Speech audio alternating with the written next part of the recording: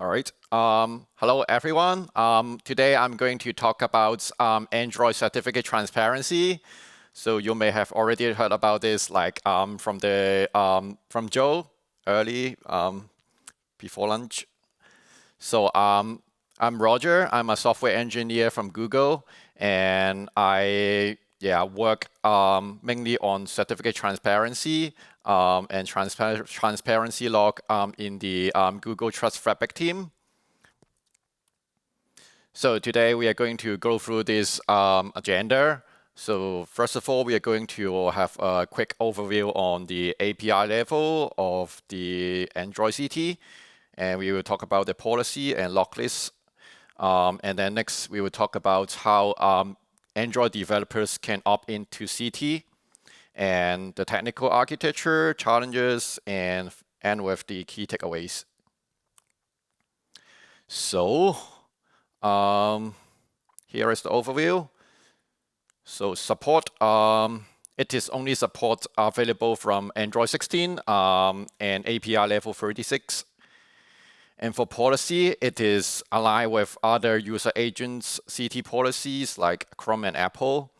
And they got all the same SCT requirement and the same enforcement timeout. So no log list will be no log list is available on device, then we'll just disable the CT enforcement like after 70 days. And then for the log list, it is published as a JSON file on gstatic.com, and it is updated daily. We support RFC 6962 and static CT API logs. And the audience are, of course, the Android connectivity module, which we natively support starting from Android 16, and the CA monitors and the auditors. And so there is a caution here, like just make sure this log list is not being used for CT enforcement in other TRS clients. So the log list format is not stable, and apps are not expected to rely on it to enforce CT on their own. And then here is how we can opt into CT for Android developers. It's actually very, very easy. So we start with the network security configuration. It's important to mention again, like it's only available starting from Android 16. So by default, the enforcement is disabled at the moment, but opt-in by default is definitely on the roadmap. So here is how you can enable it. Like it's simple, just a line of code configuration, then we'll enable it. So people may ask, how about I want to have different configuration for each domain? We got that support. So it goes through this evaluation order. So if you got anything like user trust store or some specific root certificates, then the verification will be disabled. So here is an example.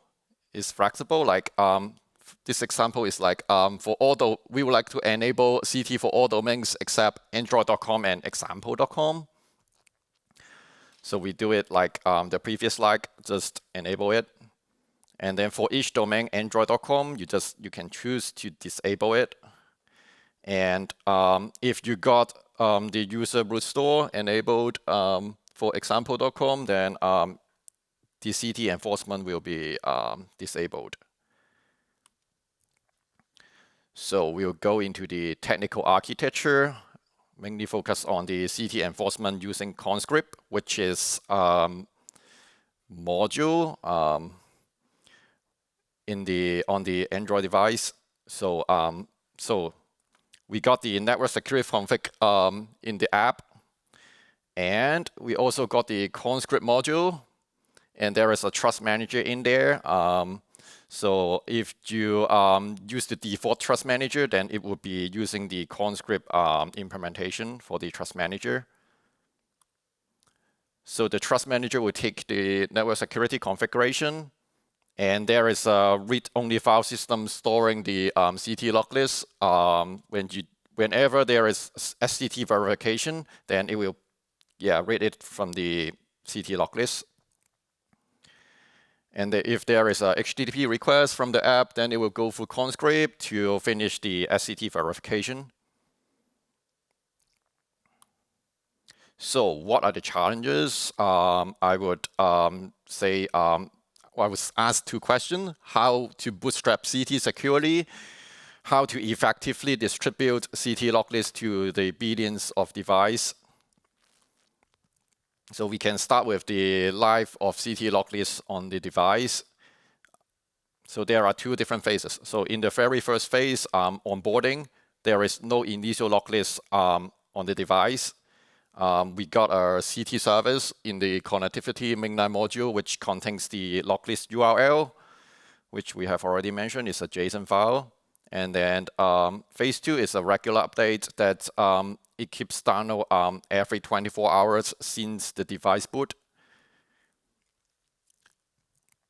And then the CT service would verify the log list against the signature file and with the public key on the device.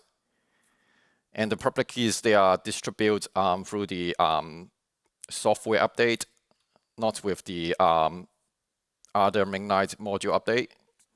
And if the verification is a success, then the log list will be installed to this specific path, which is read-only and secure, and then it will be ready to be consumed by the Conscript module. However, there could be some unexpected scenarios, like if the log list signature is invalid, that you cannot verify the log list, then the log list will not be installed to this path. And if it is outdated, then the CT enforcement will be disabled. So another challenge is the CT policy change. So when there is a change that requires any schema change or enforcement logic change, is challenging to keep billions of devices up to date with these changes without breaking the TLS connection. So we have to, we got 2 modules here, like as we have already mentioned, the connectivity and the Conscript module. The problem is these modules may not be in sync. They may not be updated at the same time. They could be different updates at different time. So let's say for this one, we got compatibility version 1 here. And then after a while, we got compatibility version 2. Then it's possible to have different versions, different log list compatibility versions with different Conscript version as well. So so let's say for app 1, we use we have Conscript version that will read from version 1, and app 2 Conscript version will read from compatibility version 2. So we would just, so when the compatibility version 2 is available, let's say the version 2 log list is available, the V1 log list would become best effort. So there is no guarantee to keep the older version up to date. So after 70 days, the log list, version 1 log list would be outdated, and there will be no more CT enforcement for the app 1. So the key takeaway is to protect users from man-in-the-middle attack and misissue certificates by opting into CT in the network security configuration. Yep, thank you.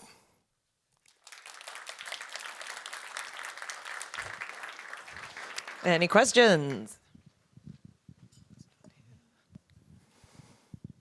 Is there like going to be any support for the application to dynamically react or provide its preferences about certificate lists, or sorry, which logs it, or what log requirements it wants? So the logic is enforced in Conscript module. It's already there. There is no way to configure it at the moment. Yeah.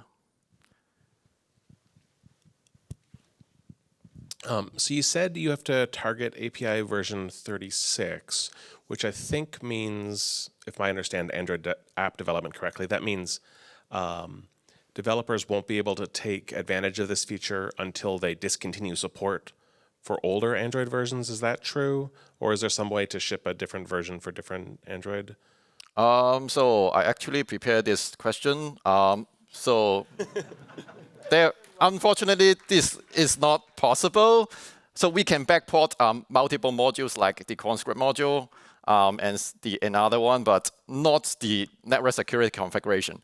So the apps will only be able to like enable and disable CT starting from Android 16. I mean like API level 36. So before that, there's no way for you to configure it. So it's not safe to backport it to the older Android versions.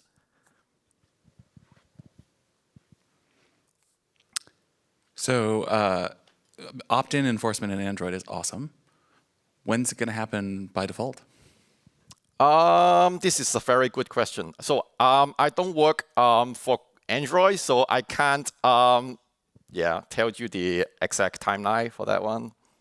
But you are very welcome to ask in the Slack or in the Google groups, and I'm pretty sure someone from Android will answer your question. Roger, is the log list JSON, is that the same file that that Chrome uses, or is it a separate list? And if it's separate, are they kept in sync at all?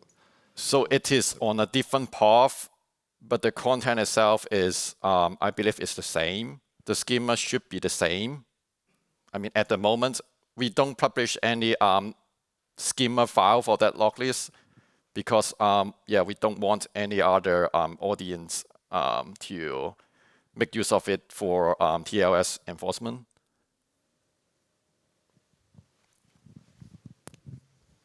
Do you enforce CT when updating the log list? So this is the bootstrap question.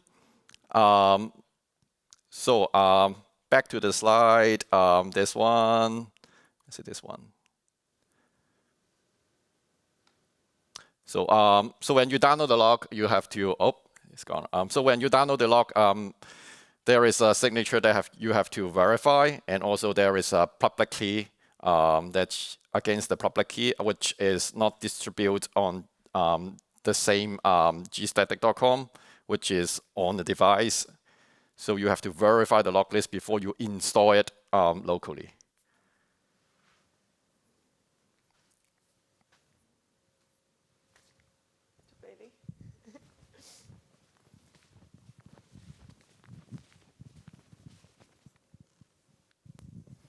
So you talked about how apps can adopt it, and so what about network connections that the operating system is making itself, not on behalf of apps?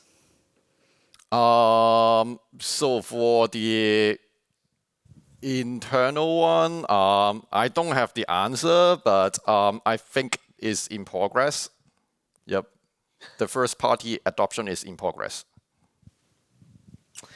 Okay, we're going to leave it there with questions.